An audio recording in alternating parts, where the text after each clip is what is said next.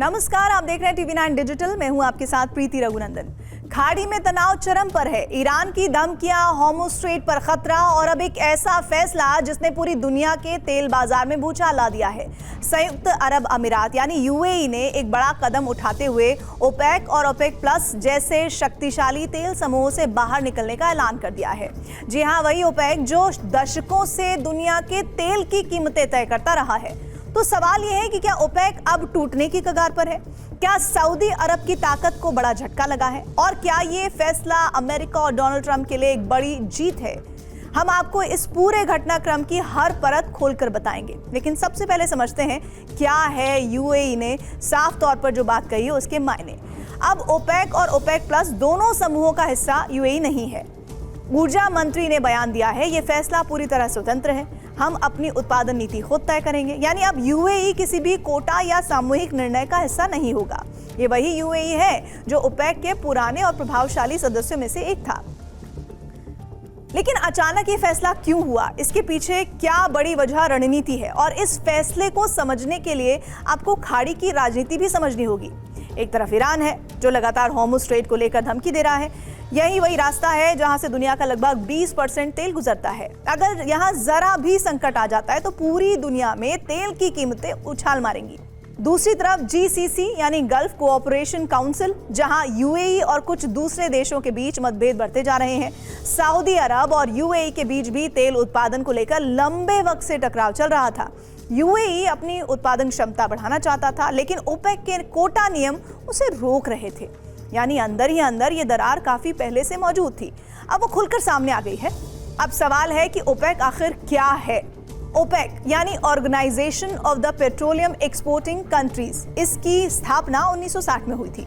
इसका मकसद था तेल उत्पादन और कीमतों को नियंत्रित करना। शुरुआती सदस्यों के बारे में भी जान लीजिए। ईरान, इराक, कुवैत, सऊदी अरब, वेनेजुएला, बाद में इसमें कई और देश भी जुड़ गए। आज तक ओपेक दुनिया के तेल बाजार का सबसे बड़ा कंट्रोलर रहा है, लेकिन ओपेक प्लस बनने के बाद इसमें रूस जैसे देश भी शामिल हो गए और यहीं से शुरू हुआ पावर गेम। अब सबसे बड़ा सवाल, क्या यूएई के बाहर निकलने से ओपेक कमजोर हो जाएगा? जवाब है हाँ और नहीं, दोनों। हाँ, इसलिए यूएई एक बड़ा तेल उत्पादक देश है, उसकी उत्पादन क्षमता लगातार बढ़ रही है। उसका बाहर निकलना एक गलत संदेश देता है। नहीं, इसलिए ओपेक का असली लीडर अभी भी सऊदी अरब है। रूस जैसे देश ओपेक प्लस में बने हुए हैं, लेकिन सबसे बड़ा खतरा है डोमिनो इफेक्ट। और अगर यूएई के बाद कोई और देश भी बाहर निकलता है तो ओपेक की एकता पूरी तरह टूट सकती है।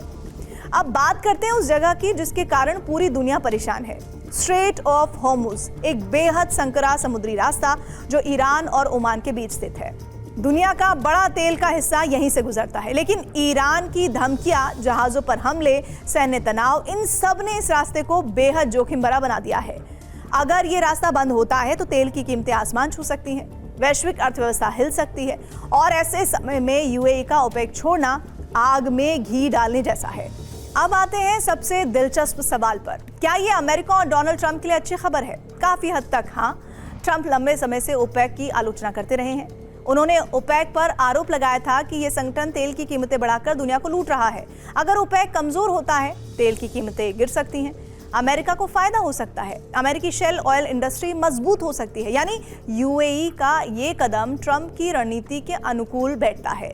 अब उससे भी बड़ा सवाल, इसका असर आम आदमी पर क्या पड़ेगा? भारत जैसे देशों के लिए तेल सस्ता हो सकता है अगर सप्लाई बढ़ जाती है तो, लेकिन अस्थिरता भी बढ़ सकती है। ग्लोबल मार्केट, शेयर बाजार में उतार चढ़ाव, ऊर्जा सेक्टर में बड़ा बदलाव हो सकता है। जियोपॉलिटिक्स में क्या असर होगा? दरअसल खाड़ी में नए गठबंधन बन सकते हैं। अमेरिका वर्सेस ईरान तनाव और ज्यादा खुलकर हो सकता है।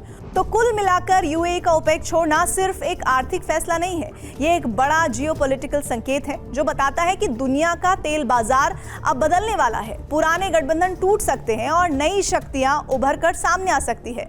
अब देखना यह है कि क्या ओपेक इस झटके से उबर पाएगा या ये एक बड़े टूट की ओर इशारा है। आपकी क्या राय है? कमेंट करके हमें जरूर बताइए। अगर आपको ये वीडियो पसंद आया तो इसको लाइक कीजिए, शेयर भी कीजिए और हमारे चैनल को सब्सक्राइब कीजिए। शुक्रिया।